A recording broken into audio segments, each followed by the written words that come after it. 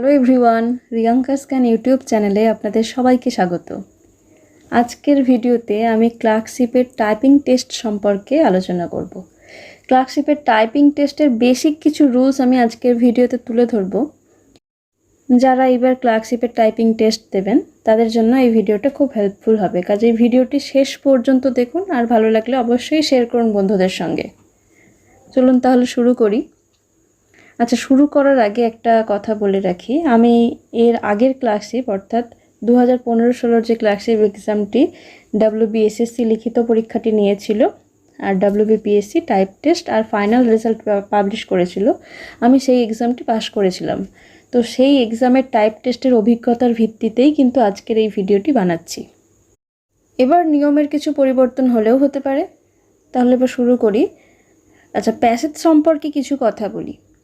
বিগত ক্লার্কশিপ টেস্টে একটি হার্ড কপি দেওয়া হয়েছিল এবং সেই প্যাসেজটি দেখে টাইপ করতে হয়েছিল। প্যাসেজটি খুব একটা কঠিন না, তবে যাদের ইংলিশ ভোকাবুলারির নলেজ ভালো তাদের জন্য সুবিধা হবে।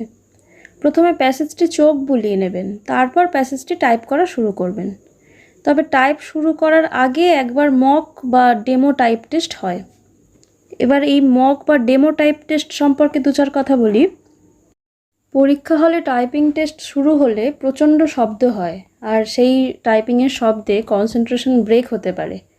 তাই পরিস্থিতির সঙ্গে মানিয়ে নেওয়ার জন্য প্রথমে একটি ডেমো বা মক টেস্ট হয়। এরপর পরীক্ষার্থীদের মনে একটি প্রশ্ন আসে যে রং ওয়ার্ড টাইপ হয়ে গেলে কি হবে। আমাদের সময় কোনো রং ওয়ার্ড টাইপ হয়ে গেলে লাল রঙের এরর ডিটেকশন হয়নি, তবে ব্যাকস্পেস ব্যবহার করা গিয়েছিল এবং ব্যাকস্পেস ব্যবহার করে রং ওয়ার্ডগুলিকে রেকটিফাই করা গিয়েছিল। এরপর আরও একটি কোয়েশ্চেন পরীক্ষার্থীদের মনে আসে যে সময়ের মধ্যে যদি প্যাসেজটি টাইপ করা কমপ্লিট হয়ে যায় তাহলে কি হবে। যদি সময়ের মধ্যে প্যাসেজটি কমপ্লিট হয়ে যায় তাহলে সেটি পুনরায় টাইপ করতে পারেন। আগের ক্লার্কশিপ এক্সামে প্যাসেজটি কমপ্লিট হলে পুনরায় টাইপ করতে বলা হয়েছিল, তবে না করলেও কোনো সমস্যা নেই।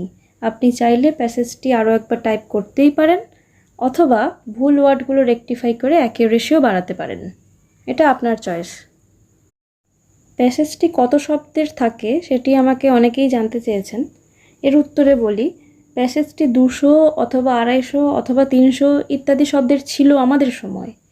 প্যাসেজগুলি তো শিফট ওয়াইজ চেঞ্জ হয়, তাই এভাবে অ্যাকিউরেটলি বলা সম্ভব নয় যে প্যাসেজটি কত শব্দের থাকবে। মোটামুটি 200 থেকে 300 মতো শব্দের প্যাসেজই এক্সপেক্টেড। এরপর আরও একটি কোয়েশ্চেন আমাকে অনেকে জিজ্ঞাসা করেন যে কি দেখে প্র্যাকটিস করবেন বা কি থেকে প্র্যাকটিস করবেন বাড়িতে।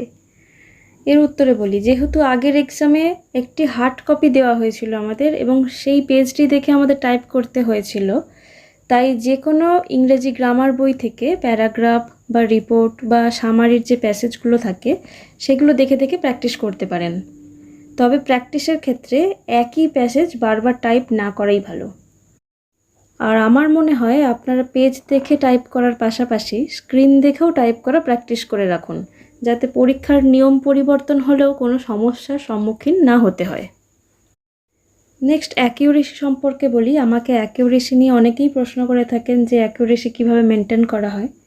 তো এর উত্তরে বলি, বিগত ক্লার্কশিপ এক্সামে অ্যাকিউরেসির কনসেপ্ট কিন্তু পার্সেন্টেজ ওয়াইজ ছিল না, মানে 90% বা 95% এরকম কিন্তু অ্যাকিউরেসির কনসেপ্ট ছিল না। সেখানে টাইপে 3টি ওয়ার্ড ভুল করলে আপনার টোটাল টাইপ করা ওয়ার্ড থেকে একটি ওয়ার্ড কাটা হতো। উদাহরণ দিয়ে বলি, ধরুন আপনার স্পিড 22 ওয়ার্ড পার মিনিট, আপনি মোট 6টা ওয়ার্ড ভুল করেছেন, তখন আপনার স্পিড কমে যাবে, অর্থাৎ 6টি ওয়ার্ডের জন্য 2 নম্বর কমে টোটাল স্পিড হবে 20 ওয়ার্ড পার মিনিট। এ তো গেল টাইপ টেস্টের কথা। এবার পিএসসি কম্পিউটার প্রফিসিয়েন্সি টেস্ট কীভাবে নেবে সেটা কেবল পিএসসিই জানে, কারণ নোটিফিকেশনে স্পষ্ট করে কিছু উল্লেখ করা নেই। আবারও বলছি, 20 ওয়াট পার মিনিট এই স্পিডটা কিন্তু খুব একটা কঠিন নয়, তাই আপনারা শুধু প্র্যাকটিস করতে থাকুন আর স্পিডটাকে বাড়াতে থাকুন। টাইপের ল্যাঙ্গুয়েজ নিয়ে কনফিউজড হবেন না। ফর্ম ফিল আপের সময় যে ল্যাঙ্গুয়েজটি সিলেক্ট করেছিলেন সেই ল্যাঙ্গুয়েজেই টাইপ করতে হবে। ইংলিশের ক্ষেত্রে 20 ওয়াট পার মিনিট আর বাংলার ক্ষেত্রে 10 word per minute typing speed রাখতে হবে। আশা করি আমার এই ভিডিওটি দেখে আপনারা ক্লার্কশিপের টাইপিং টেস্ট সম্পর্কে একটি বেসিক আইডিয়া পেয়েছেন। আমার এই ভিডিওটি যদি হেল্পফুল মনে হয় তাহলে অবশ্যই শেয়ার করবেন বন্ধুদের সঙ্গে। ক্লার্কশিপের এই টাইপ টেস্টের বেসিক রুলস নিয়ে এটি আমার দ্বিতীয় ভিডিও। আমি এর আগেও একটি ভিডিও বানিয়েছিলাম, সেই ভিডিওর লিঙ্কটি আমি ডেসক্রিপশন বক্সে দিয়ে রাখছি। আপনারা যারা ওই ভিডিওটি দেখেননি তারা ডেসক্রিপশন বক্সের লিঙ্কে ক্লিক করে ভিডিওটি দেখে নেবেন। এরপরেও যদি কোনো কনফিউশন থাকে তাহলে কমেন্ট বক্সে অবশ্যই জানাবেন, আমি চেষ্টা করব আপনাদের রিপ্লাই করতে।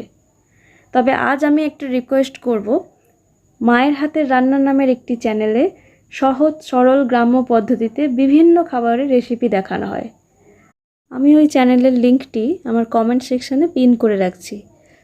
আপনারা চ্যানেলটি সাবস্ক্রাইব করে সহযোগিতা করবেন। আজকের ভিডিও এই পর্যন্ত।